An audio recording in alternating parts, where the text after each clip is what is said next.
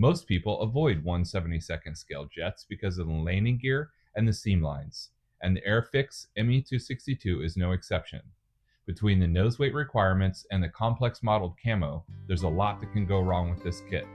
I'm going to show you exactly how to navigate this kit's quirks to get a quality finish on your workbench.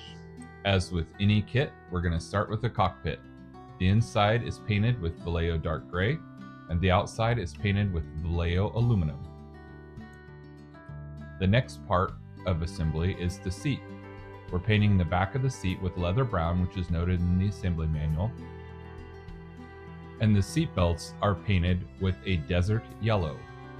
My first pro tip for the video, it's better to have a few thin coats of paint versus trying to glob it all on at one time. Here we're using Tamiya extra thin cement before permanently affixing the seat in place with our tweezers.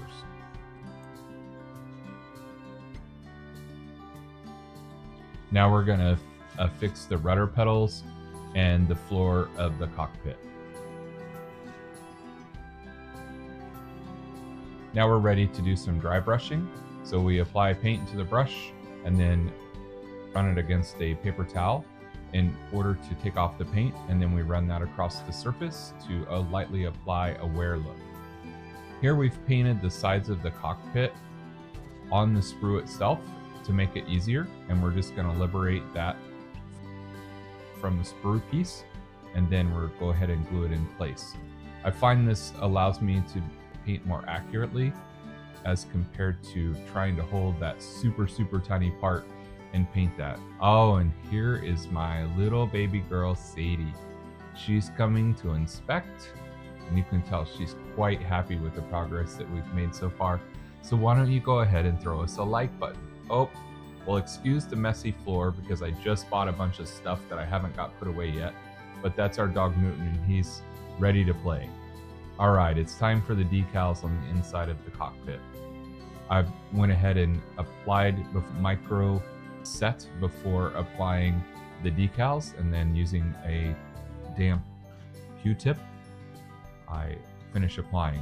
Now I used the heat from a hairdryer to softly soften the decal to get it to conform a little easier. And then I come back with micro solvent and apply that. And then this is 24 hours later so that the decal is quite set into place. Now we're ready to put together the two halves of the cockpit, and then we're going to go ahead and start assembly of the wings.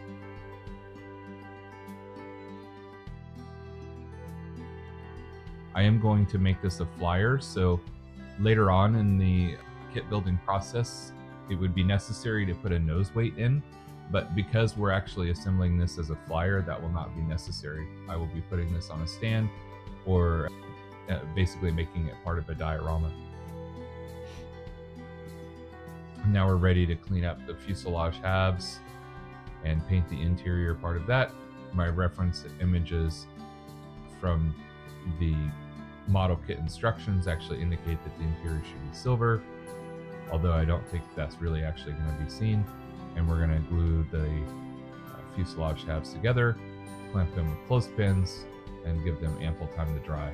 One little tip that I do here, you'll see me applying a dot of super glue and then using an activator, and I do this to hold it in place instead of actually having to have a bunch of clothespins and or other clamps. I find that much easier, and it's pretty easy to pop off a tiny bit of super glue later. It just makes assembly much faster and allows me to get a very tight seam because I really do not want to have seam lines in my model assembly. Now here's where you would add a weight, and it's very critical that you add a weight if you're going to have your landing gear in the down position, but since I am not going to have my landing gear in the down position, I just glued the nose piece in place without the weight.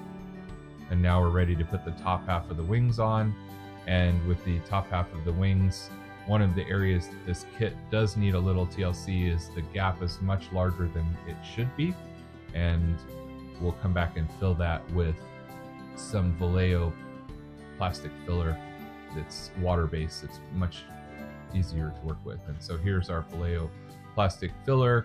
we're going to fill the wing root, and then using a silicone shaping tool, we're going to go ahead and work that into the seam, and we will clean the excess up with a moist Q-tip and give that a moment to dry, and then we'll come back and sand that with 400 grit sandpaper. Here I'm using a metal scribing tool to clean the panel lines out so that they look nice and uniform and exactly like what the kit should look like. This is many hours later after the Vallejo has had a chance to dry and cure, and we sanded that off. And now we're ready to attach the rudder assembly. So we'll just put a couple tiny drops of Tamiya extra thin cement before attaching the rudder assembly. I like to wear gloves when assembling the model and painting. One that you'll see, I don't do it all the time, but it does reduce the oil transfer from your fingers to the model, which makes for much smoother painting. But in addition to that, if I do just happen to catch a little bit of glue, I don't leave gluey fingerprints all over my model. I find it works much better, and I highly recommend that you do that. Here we're assembling the nacelles for the kit, and I found that the ends were not very straight, and I'm guessing that this is going to be a common problem for this kit. And we just used 240 grit sandpaper on a board there to sand that smooth, and I test fit each of these parts. And another pro tip here is when building these assemblies, treat each of these assemblies as if they're their own model. I test fit everything, I sand and make sure that everything fits perfectly before I join it to the next part of the model. And I find that this makes my kit look much better overall than when I started doing this many moons ago. One other pro tip that I picked up from another modeler is they recommended taking pictures as you go along whenever you're doing assembly, and I actually haven't done that. I will do it on my next model, but just like you all, I watch modeling videos, really enjoy it. So I'll listen to oftentimes other modeling videos in the background when I'm building. And one of the things I heard that kind of stuck with me is when you're building, it's pretty easy for you to think, okay, well, this looks really good, but when you take a photograph of it and look at it in the photograph, you'll see details that perhaps you missed that you'll need to go fix. Photographs don't lie, and I'm actually really excited to try that with my next build, but I'm giving you the tip in advance, and I'll probably echo that tip later on. Once again, we're using the Vallejo plastic putty, water-based. Use this in the wing roots on the top side, various joints within the nacelles on the engines, along the rear wing assemblies. Anywhere that there are gaps that shouldn't be there, I use this, clean it up with a moist toothpick, and then come back again with this metal scribing tool to clean up the panel lines and make sure that it looks correct to the reference images that I could find online. Here we're using Mr. Hobby Mr. Surfacer 500, and again, I'm really kind of obsessed about not having seam lines where they don't belong, and so I dipped that in thinner and then applied that Mr. Surfacer over that seam line, and then I'll come back and sand that in all of the areas where I applied it to make sure that the seam lines are not where they need to be and that the panel lines are where they need to be within reason and some artistic latitude. So here I'm actually have a piece of the sandpaper glued. It's a foam steady sandpaper, and I glued that to a coffee stirrer. And again, you'll see me rescribing the details of the nacelle. Again, this is a metal scribing tool, and it works quite well with this plastic. And the nacelle should have at least some gap here and some indentation from what I could tell in the reference images, but it was far too aggressive, and so we're using that Mr. Surfacer 500 again to fill that in and smooth out the edges in addition to that Vallejo putty. And again, we're sanding and feathering these edges so that we can provide the best possible look that we can get. Here's an example of where we have an oval I'm assuming that this might have been a fuel tank or something along those lines. I really actually don't know. So if you do, go ahead and leave me a note in the comments and tell me what that oval is just in front of the canopy, because I'm really curious and I couldn't find anything in my very quick search online. All right, so we're ready to lay down the primer, and this is Mr. Servicer 1500. Spraying that in a booth. To definitely recommend doing that because that stuff smells quite toxic. And here I'm using a razor saw to rescribe the panel lines, and I'm using this because instead of the metal scriber, the razor saw allows me to get very precise straight lines without having to go to a lot of trouble with tape or other templates like that. And then I come back with the Tamiya extra thin everywhere that I use the razor saw, and I just lightly apply a very, very, very thin coat of the Tamiya extra thin to soften the edge of the razor saw and make it look like the original molding. So I'm gonna go with this modeled camo pattern for this particular build.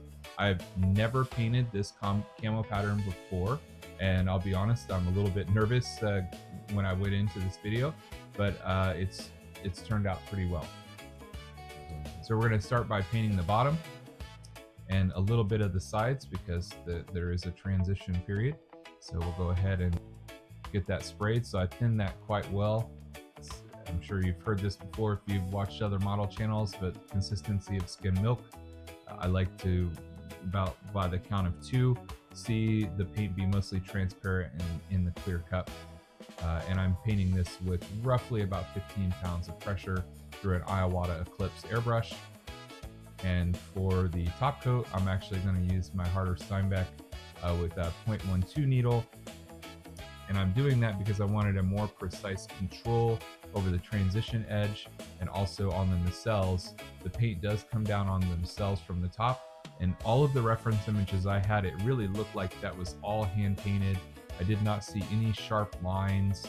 It looked like quite a few of the planes actually were painted in the field with rattle cans. I mean, it just really was not precise.